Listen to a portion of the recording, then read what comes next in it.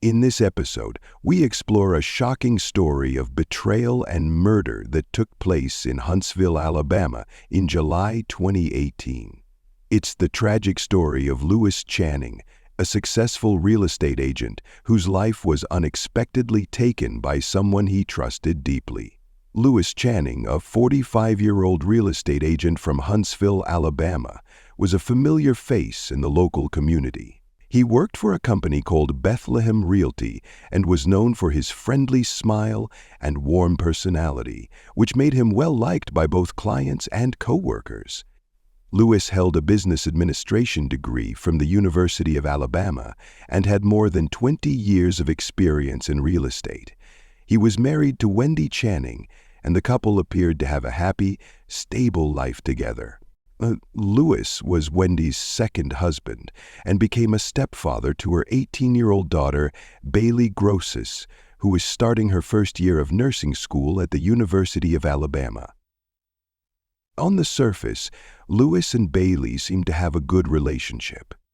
Outside of work, Lewis had a passion for sailing. He owned a small sailboat called One Hot Dude, which he frequently took out on Beaver Lake. Lewis loved spending his weekends on the water, enjoying the breeze and the waves. At the local marina, Louis was known for being helpful and always ready to share a laugh with others. In the days leading up to his death, he had been focused on a major property deal, working tirelessly to close the sale of a large commercial property in downtown Huntsville. The property deal was a major milestone in Louis's career, and he was eager to see it through. On top of that, he was secretly planning a special anniversary trip for Wendy, including a cabin in the mountains and tickets to a concert in Memphis. Louis had also selected a special necklace from a local jewelry store, Timmy's Log Cabin, as a gift for Wendy. Despite his hectic schedule, he made it a point to visit Starbucks every morning, where he enjoyed reading the newspaper and chatting with the baristas. Louis's favorite drink was a caramel latte. On July 10, 2018, just 2 days before his death, he was spotted at Starbucks, smiling and sharing his plans for the weekend. He appeared to be in good spirits, excited about the future ahead. On the surface, Louis's life appeared perfect, but there were underlying problems. His wife, Wendy, had been feeling stressed and anxious lately. She had also noticed changes in their daughter, Bailey, and became suspicious of Louis's late-night work meetings. Friends and neighbors had begun to sense the growing tension in the Channings' household. On the morning of July 11, 2018, around 9:30 a.m., Lewis Channing's body was discovered by his neighbor, Michael Underbrook. Michael, a 52-year-old retired school teacher, lived next door to the Channings. Wendy, who was out of town visiting her sister, became concerned when she hadn't heard from Lewis since the night before. She called Michael and asked him to check on her husband. Michael knocked on the door of the Channing house but received no response. Noticing that Louis' car was still in the driveway, he decided to try the door, and to his surprise, it was unlocked. As Michael stepped inside, he immediately sensed that something was off. The house was eerily quiet.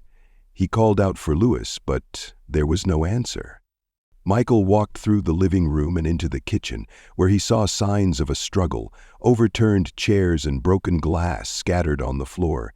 He followed the trail of chaos to the master bedroom, and when he opened the door, he was confronted with a horrifying sight. It was evident that Lewis had struggled for his life. Michael, horrified by the sight, quickly stepped back from the room, his hands shaking. He pulled out his cell phone and dialed 911, his voice trembling as he described the gruesome scene. The 911 operator tried to reassure Michael, asking him to stay on the line until the police arrived. News of Lewis' death quickly spread through the neighborhood, and soon Maple Street was lined with police cars.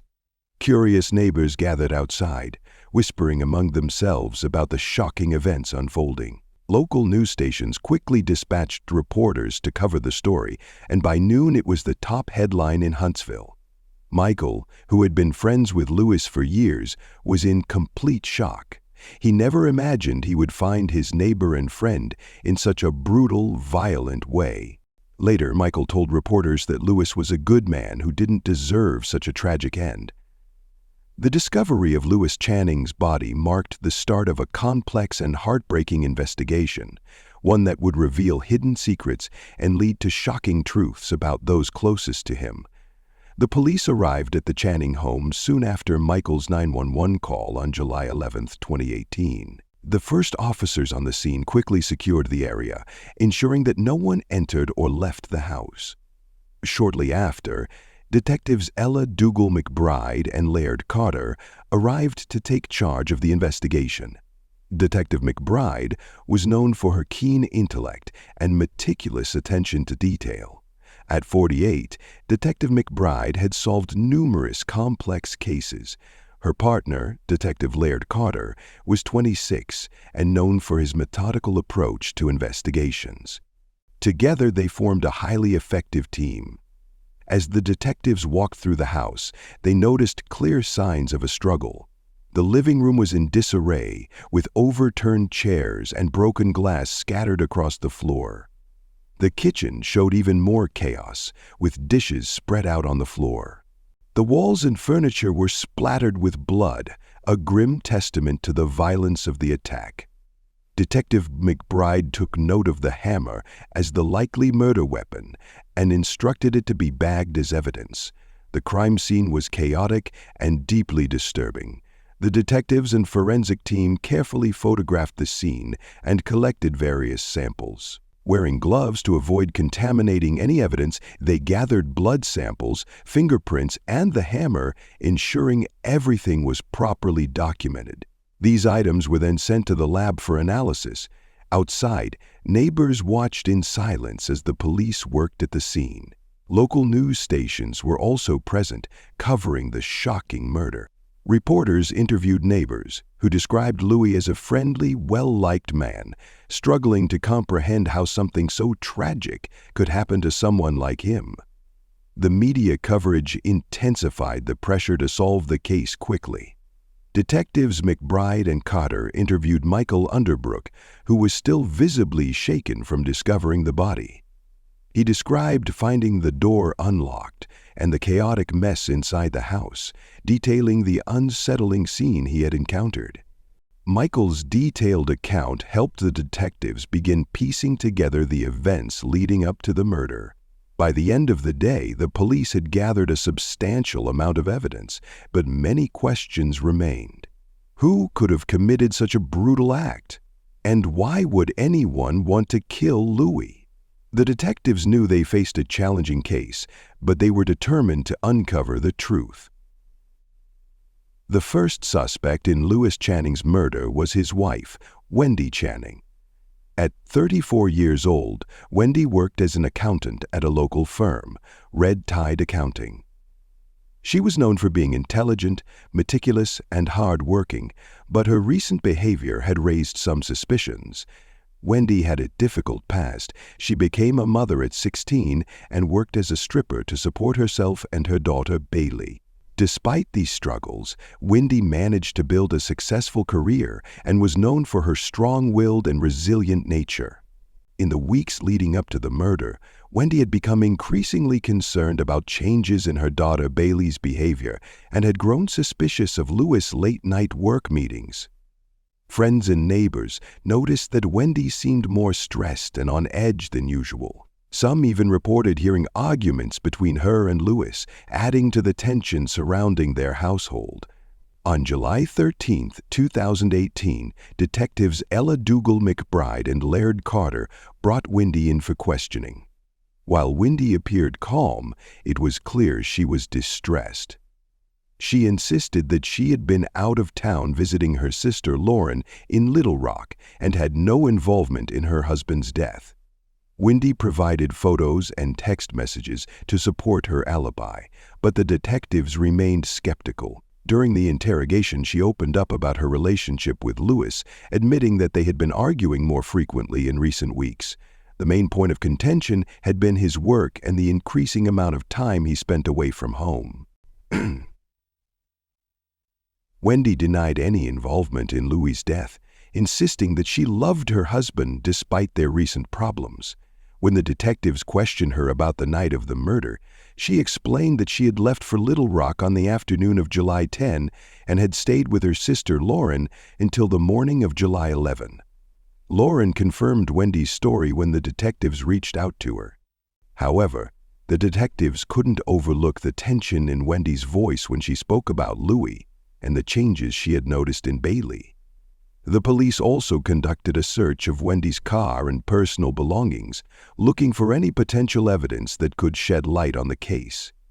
While the search turned up no direct evidence linking Wendy to the murder, the detectives did discover a diary in which she had written about her frustrations and growing suspicions. The entries revealed a woman under immense stress and emotional turmoil, struggling with her marriage and concerns about Bailey. Despite her alibi, Wendy remained a prime suspect in the investigation. The detectives dug deeper into Wendy's past, interviewing friends, family, and co-workers in search of a motive or any clue that could link her to the crime. As the investigation continued, the pressure on Wendy mounted, but she maintained her innocence, insisting she had no involvement in her husband's death. The investigation into Wendy Channing was thorough, but many questions still lingered. The detectives understood they needed to keep digging to uncover the truth behind Louis' brutal murder. As the case progressed, the focus shifted to a second suspect, Louis' stepdaughter, Bailey Grosse. Bailey, an 18-year-old freshman at the University of Alabama, was pursuing a degree in nursing. She had a lively and friendly personality, and her friends often described her as smart and driven, always excited to explore new ideas and opportunities. On July 14, 2018, detectives Ella Dugelman-Bride and Laird Carter brought Bailey in for questioning. Bailey seemed anxious, but was willing to cooperate. She confessed to having an affair with Louis, revealing that it had begun around 6 months prior. Bailey explained that she had been feeling isolated and uncertain, and that Louis had been a source of comfort for her. She emphasized that she never intended to hurt anyone. During the questioning, she also shared how she had opened up to a close friend about the affair and the guilt she had been carrying. The friend, whose identity was kept confidential, confirmed Bailey's account to the detectives. Bailey went on to describe the last time she saw Louis, which was the night before his death. She explained that they had argued about the affair and the damage it was causing to their family. The detectives questioned Bailey about her location on the night of the murder. Bailey claimed she had been at a friend's house studying for a midterm exam. Her friend supported her alibi, stating that Bailey had stayed there until the early hours of July 11. Even with the alibi, the detectives remained skeptical due to the emotional distress Bailey was experiencing. They also searched her dorm room and personal belongings for any evidence. While they didn't find anything directly connecting her to the murder, they did discover several letters and notes exchanged between her and Louis. The notes revealed the intensity of their relationship and the emotional struggles both Bailey and Louis had been dealing with. Despite her alibi and the absence of direct evidence, Bailey continued to be a key suspect because of the affair and the tension it caused. The detectives pressed on, interviewing her friends and classmates in hopes of uncovering any inconsistencies or new information. As the investigation went on, the pressure on Bailey intensified, but she continued to deny any involvement and expressed deep remorse for the affair. The detectives conducted a thorough investigation into Bailey Grosse, yet many questions remained unanswered. They knew they had to keep searching for the truth behind Louis Channing's brutal murder. On July 17, 2018, 5 days after Louis Channing's murder, the police caught a crucial break in the case. It was a cool, overcast morning when a jogger came across something unusual in a park near Beaver Lake. He spotted a plastic bag partially buried under some leaves near a bench. The jogger, curious about the contents, opened the bag and found a blood-stained shirt and a pair of gloves. He quickly contacted the police, and within minutes, patrol officers Greta Handels and Brett Castanel arrived at the scene. They secured the area and called in detectives Ella Dougal McBride and Laird Carter for further investigation. The detectives quickly evaluated the situation and collected the items for forensic testing. While remaining cautious, they were hopeful that this new evidence could offer a breakthrough in the case. The items were then transported to the forensic lab at the Huntsville Police Department for further analysis. Forensic analysts discovered that the blood on the shirt matched Louis' DNA. Furthermore, the gloves contained fingerprints that didn't belong to Louis. This new evidence caused the investigation to take a different direction. The detectives went back over their list of suspects and rechecked their alibis. They also examined surveillance footage from the park and surrounding areas. After this thorough review, they made a surprising discovery. A figure matching Bailey Grosse's description was captured on surveillance entering the park late on the night of the murder. Detectives Dougal McBride and Carter brought Bailey in for a second round of questioning. This time Bailey appeared much more nervous. Bailey claimed she had gone to the park to clear her mind and had no knowledge of the bloody items. The detectives pushed for more details, but Bailey stuck to her story, though her responses were shaky. Meanwhile, the forensic team continued their analysis and uncovered another crucial piece of evidence.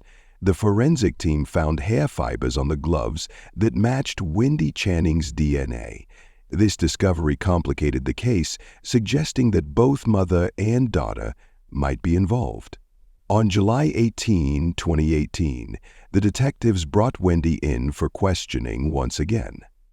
Wendy appeared calm but concerned when confronted with the new evidence. She acknowledged knowing about the gloves, but maintained that she had no involvement in the murder. Wendy explained that she had worn the gloves while gardening and couldn't understand how they ended up near Beaver Lake.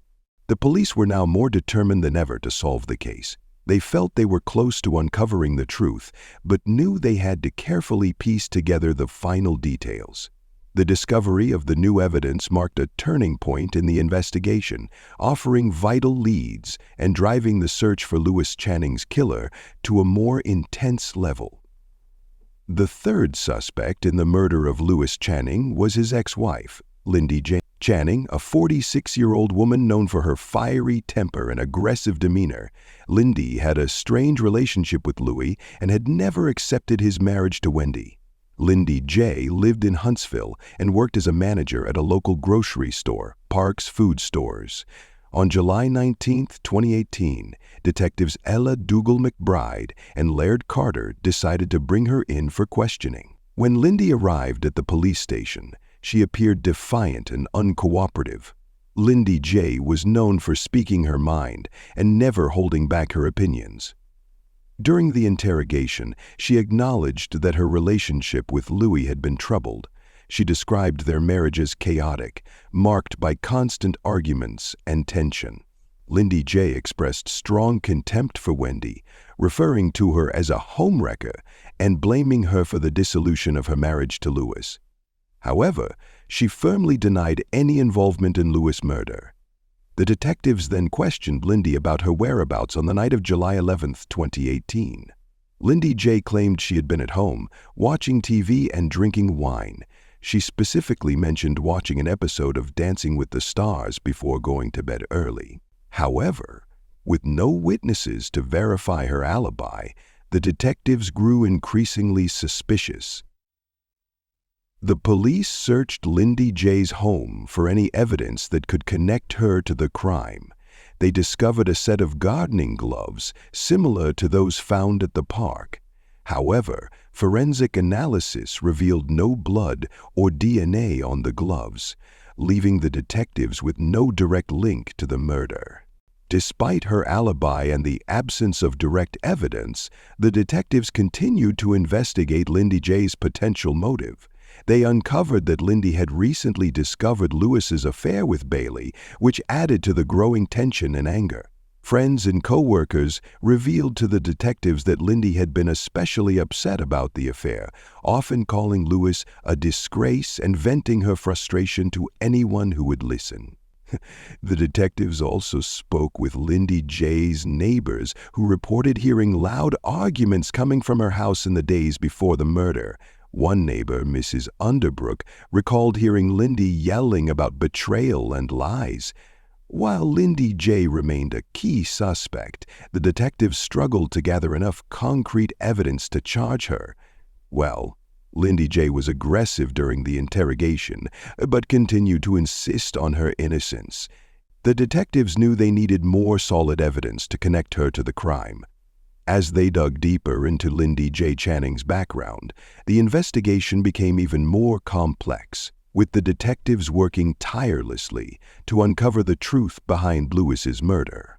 On July 21, 2018, a breakthrough in Wendy Channing's murder case finally occurred. After days of investigation, detectives Ella Dougal McBride and Laird Carter discovered a key piece of evidence: surveillance footage from a nearby gas station showing Wendy Channing driving toward Beaver Lake late on the night of the murder. This new lead contradicted Wendy's alibi, raising serious doubts about her involvement. Detectives Dougal McBride and Carter carefully reviewed the footage. It showed Wendy's car, a blue Honda Civic, passing the gas station around 11:30 p.m. on July 11th. This placed her near the crime scene at the critical time, further raising suspicions about her involvement in the murder. With this new evidence, the detectives were increasingly confident they had identified Lewis' killer. On the morning of July 26, 2018, the police arrived at Wendy Channing's workplace, Tight Accounting. It was a sunny day, and local news stations were already covering the latest developments in the case. Wendy was in her office when the police arrived. She appeared surprised but remained calm as they informed her that she was under arrest for the murder of her husband. As she was escorted out in handcuffs, Wendy continued to assert her innocence, but the evidence against her was undeniable. The affair between Louis and Bailey had pushed Wendy into a state of intense anger. She felt deeply betrayed by both her husband and her daughter. The detectives theorized that on the night of the murder, Wendy confronted Lewis, likely driven by a mix of rage and heartbreak. The news spread quickly, with headlines in the Huntsville Observer and segments on local news stations covering Wendy's arrest. Lewis's family had mixed reactions. Some felt relieved that the murderer had been caught, while others were heartbroken by the shocking betrayal within their own family. Bailey was especially devastated. In just a matter of days, she had lost both her stepfather and her mother. The emotional toll on the family was overwhelming, leaving them grappling with shock, grief, and betrayal. As Wendy was taken to the police station, she continued to deny any involvement in her husband's murder. However, the detectives were certain of their conclusions. The surveillance footage, along with the forensic evidence and Wendy's inconsistent statements, created a strong case against her, leaving little doubt about her guilt.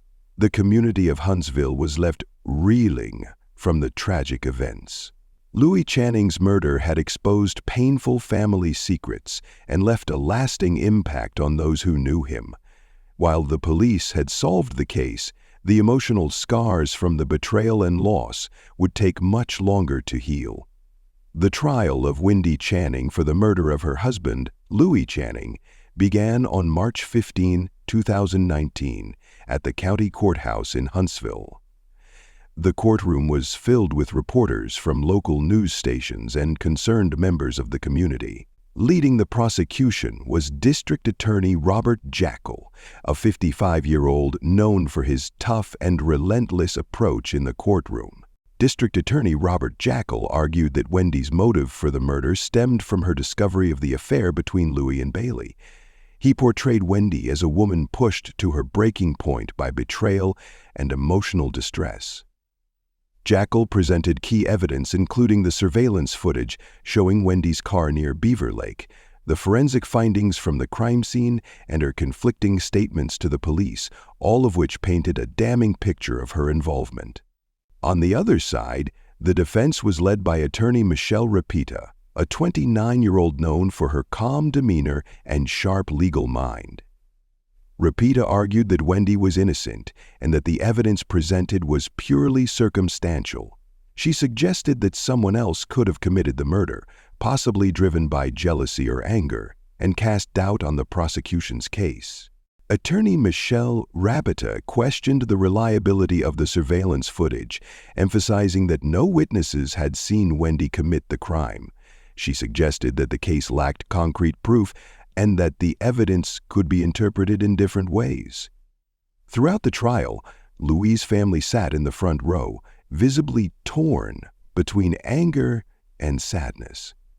Bailey, in particular, seemed overwhelmed by the emotional weight of the trial, struggling with the complexities of her family's turmoil. Bailey had already lost her stepfather and now faced the devastating possibility of losing her mother to a lengthy prison sentence.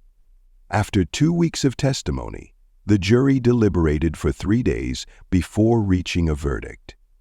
They ultimately found Wendy Channing guilty of first-degree murder, bringing a somber conclusion to the trial. The courtroom was filled with tension as the verdict was read. Wendy showed little emotion, maintaining a composed demeanor, while Louis' family wept and embraced one another, overcome with grief. The local news outlets quickly reported the verdict, and the story was extensively covered in the Huntsville Observer, marking the end of a tragic chapter for the community. Judge Lisa Underbrook sentenced Wendy to life in prison without the possibility of parole.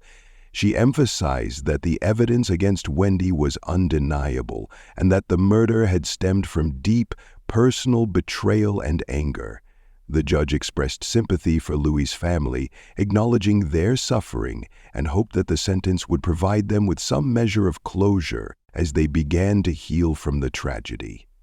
The reaction to the verdict was divided.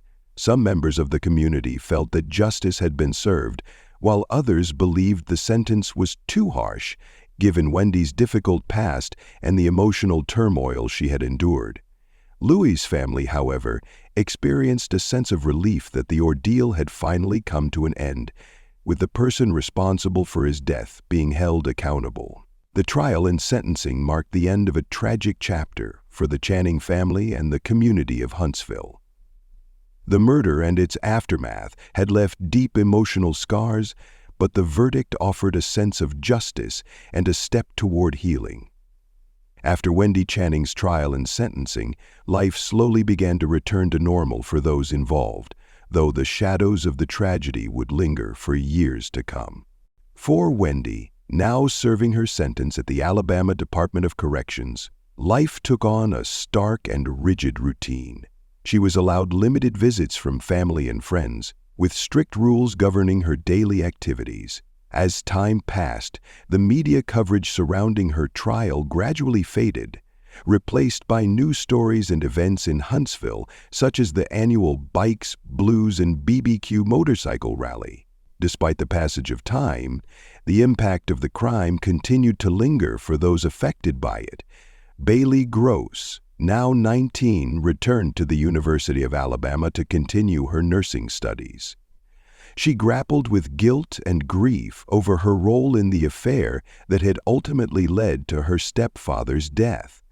To cope with the emotional aftermath, Bailey sought counseling and worked hard to rebuild strained relationships with her family. While the road to healing was long, she remained determined to move forward and find peace within herself.